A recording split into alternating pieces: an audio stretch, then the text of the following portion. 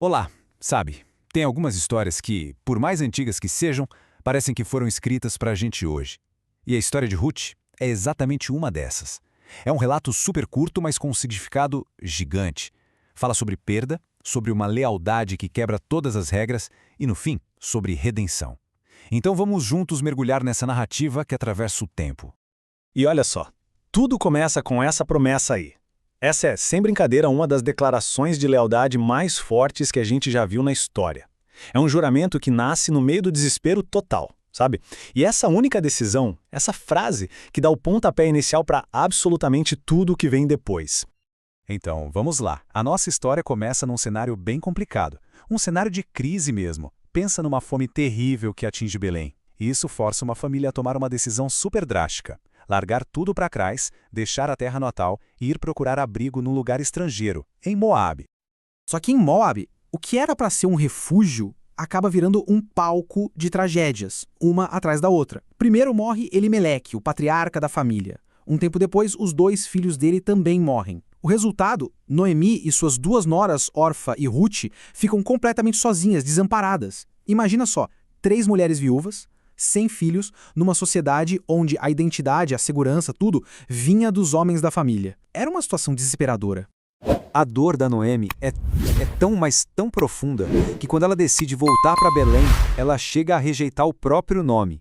Pensa nisso. Noemi significa agradável, mas ela se sentia tão vazia, tão sem chão, que ela pede para todo mundo chamá-la de Mara, que quer dizer amarga.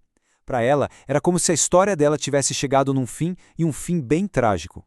E aí Noemi insiste, ela praticamente implora para que as noras voltem para suas famílias. A escolha de Orfa é, bem, a escolha lógica, né? Ela se despede e volta para a segurança da vida que ela conhecia. Faz todo sentido. Mas a Ruth faz o impensável. Ela bate o pé e se recusa a abandonar Noemi. Ela amarra o destino dela ao da sogra com aquele juramento poderoso que a gente viu lá no comecinho.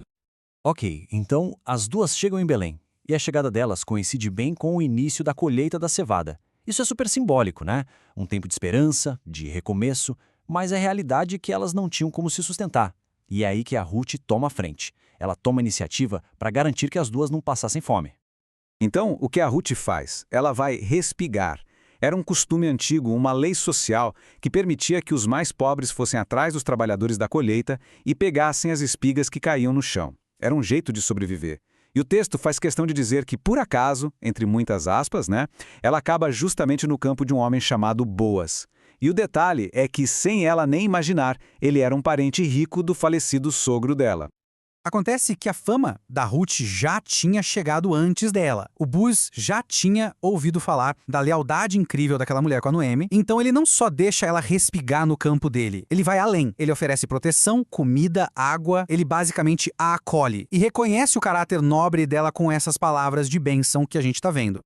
E a generosidade do Boaz é algo fora do comum. Para você ter uma ideia, logo no primeiro dia, a Ruth consegue colher quase um efá de cevada. Gente, isso era uma quantidade absurda de grãos, talvez o suficiente para alimentar as duas por semanas.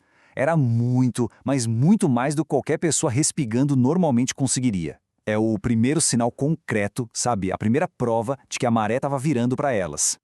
Quando a Ruth volta para casa e conta para Noemi o nome do dono do campo, Boaz, acende uma luz de esperança na hora. É que Noemi se toca de uma coisa. E ele explica para Ruth sobre a figura do parente remidor.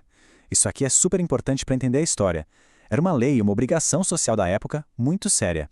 O parente mais próximo de um homem que morria tinha o dever de se casar com a viúva dele. Por quê? Para proteger a herança e garantir que o nome daquela família não desaparecesse para sempre. E ao ver essa brecha, essa oportunidade, a Noemi, aquela mesma mulher que se sentia amarga e sem esperança, se transforma. Ela vira uma estrategista.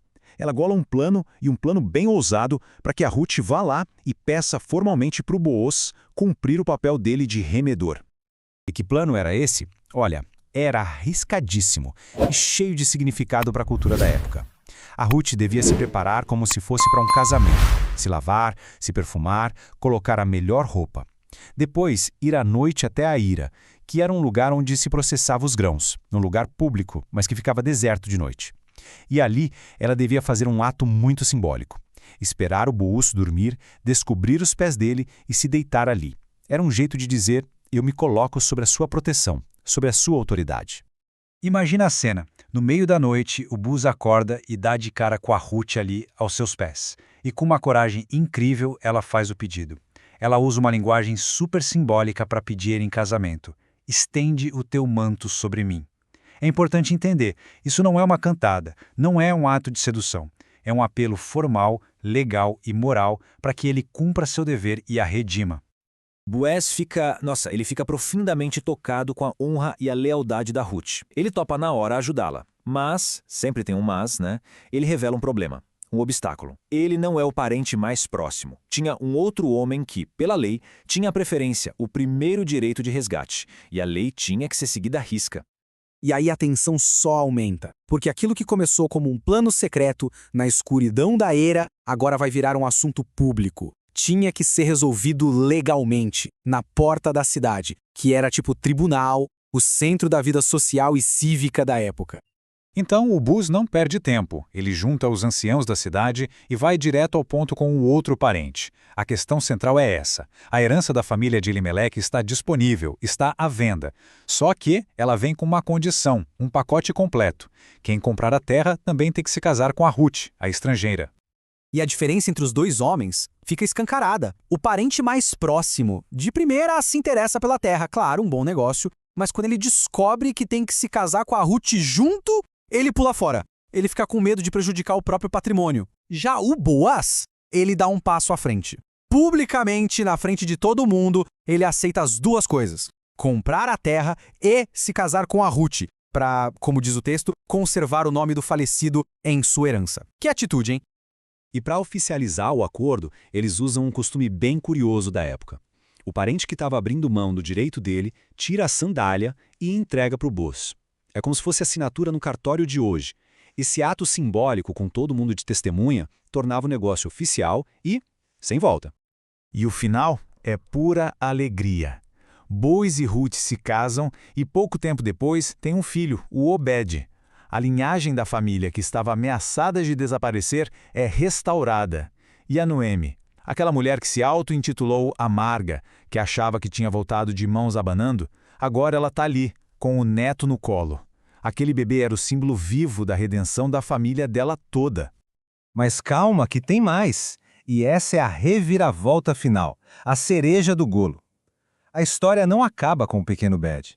A genealogia no final do livro revela algo simplesmente inacreditável. Esse menino, o Obed, nascido desse ato de lealdade de uma mulher estrangeira, seria o avô de ninguém mais, ninguém menos que Davi, o maior e mais famoso rei de toda a história de Israel. É incrível parar para pensar, né? A história de Ruth começa pequena, com uma decisão pessoal, de coração, de ser leal a alguém que precisava. Mas esse único ato de bondade cria uma onda.